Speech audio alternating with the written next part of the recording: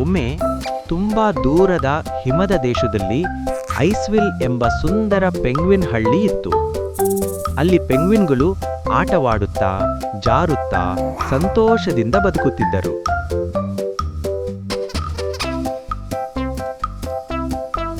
ಆ ಹಳ್ಳಿಯಲ್ಲಿ ಪಿಪ್ ಎಂಬ ಚಿಕ್ಕ ಪೆಂಗ್ವಿನ್ ಇತ್ತು. ಅವನ ಕಣ್ಣುಗಳು ದೊಡ್ಡವು, ಮುಖ ತುಂಬಾ ಕುತೂಹಲ. ಕುತ್ತಿಗೆಯಲ್ಲಿ ಒಂದು ಚಿಕ್ಕ ನೀಲಿ ಶಾಲು. ಪಿಪ್ ಯಾವಾಗಲೂ ಪ್ರಶ್ನೆಗಳನ್ನು ಕೇಳುತ್ತಿದ್ದ. ಹಿಮ ಏಕೆ ಬಿಳಿ? ರಾತ್ರಿ ಸೂರ್ಯ ಎಲ್ಲಿ ಹೋಗುತ್ತಾನೆ? ಪಿಪ್ಗೆ ಎಲ್ಲವೂ ತಿಳಿಯಬೇಕೆನ್ನಿಸುತ್ತಿತ್ತು. ಒಂದು ದಿನ ಪಿಪ್ ಯೋಚಿಸಿದ, ಇಂದು ನಾನು ದೊಡ್ಡ ಹಿಮದ ಗುಡ್ಡದ ಪಕ್ಕಕ್ಕೆ ಹೋಗುತ್ತೇನೆ. ಅವನು ಧೈರ್ಯದಿಂದ ಮುಂದೆ ನಡೆದು ಹೋದ. ಪಿಪ್ ಹಿಮದ ಮೇಲೆ ನಡೆಯುತ್ತಾ ಜಾರಿದ. ಅವನು ಬಿದ್ದಲು ನಗುತ್ತಿದ್ದ.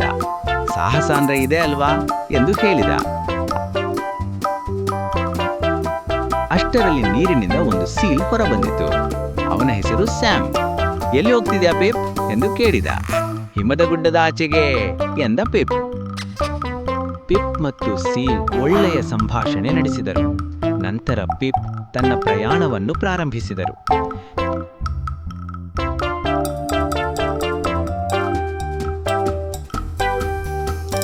ಪಿಪ್ ಹಿಮಬೆಟ್ಟದ ಬುಡವನ್ನು ತಲುಪುತ್ತದೆ. ಪಿಪ್ ನಿಧಾನವಾಗಿ ದೊಡ್ಡ ಹಿಮದ ಗುಡ್ಡವನ್ನು ಏರುತ್ತಿದ್ದ. ಗಾಳಿ ಬೀಸುತ್ತಿತ್ತು, ಹಿಮ ಹಾರುತ್ತಿತ್ತು. ಆದರೂ ಪಿಪ್ ನಿಲ್ಲಲಿಲ್ಲ. ಮೇಲೆ ತಲುಪಿದಾಗ ಪಿಪ್ ಅಚ್ಚರಿಗೊಂಡ.